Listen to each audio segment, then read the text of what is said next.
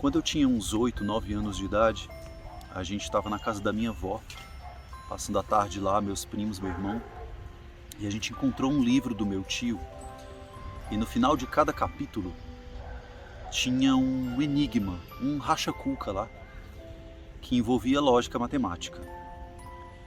Eu não fazia ideia do que era isso, mas eu ia na onda dos meus primos, e a lógica era mais ou menos assim.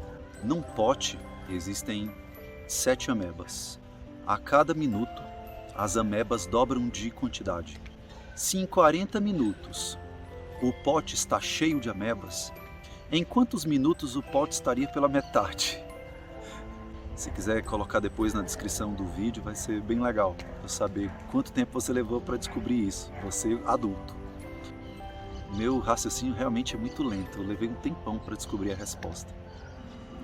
Mas eu me lembro muito bem também de quando eu estava prestando vestibular na UNB e na prova do vestibular tinha um item que era exatamente essa pergunta.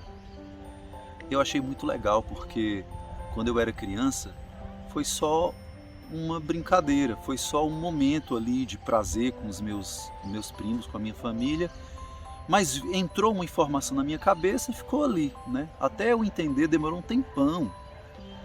Mas para ela ser útil para mim, levou anos.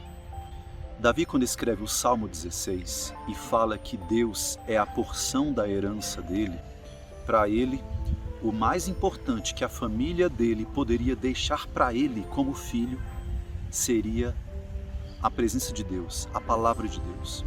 A herança nos tempos bíblicos era uma coisa muito séria. Era um símbolo do que o pai conseguiu construir para deixar para a família, né?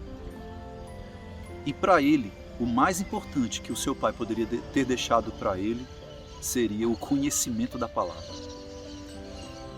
Mais uma vez, por que eu estou falando isso e associando a um fato da minha infância? Eu não sei se você tem a mesma dificuldade que eu, de quando a gente tem os nossos filhos estão crescendo ali na escolinha, aquela dificuldade de sempre fazer com que ele memorize o verso áureo.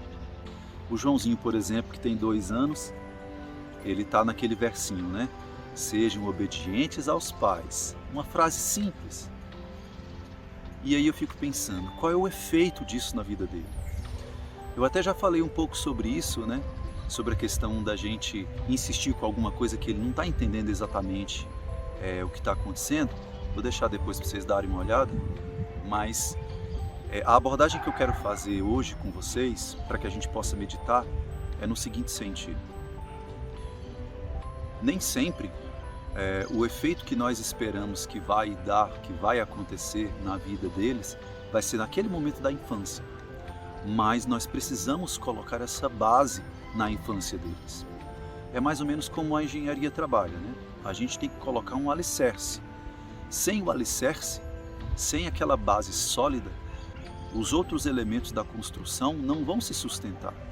Para quem gosta de estudar educação, né, teorias educacionais e tudo mais, sabe que a memorização é a parte assim mais simples do aprendizado, é a parte mais elementar quando alguém está querendo aprender alguma coisa. Tudo bem que ela é elementar, que ela é simples, que ela é básica, mas sem ela você não consegue construir as outras. Sem a parte da memorização, a gente não consegue construir aquela etapa da reflexão, a etapa da associação de ideias, a etapa de aplicar sentimento àquilo que você tem memorizado. A gente sabe que as crianças nessa fase, elas precisam memorizar.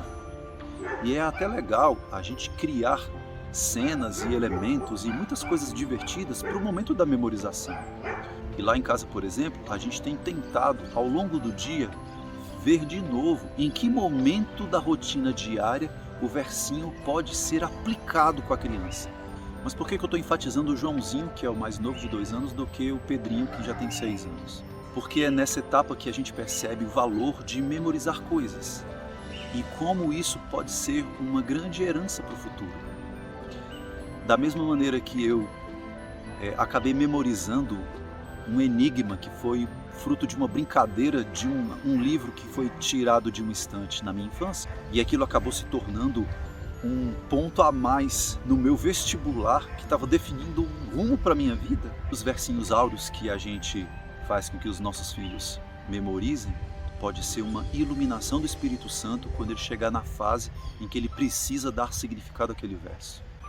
Por isso, essa semana eu gostaria muito que a gente meditasse sobre o verso áureo. Até mesmo eu e você temos o nosso verso áureo para decorar, não é mesmo?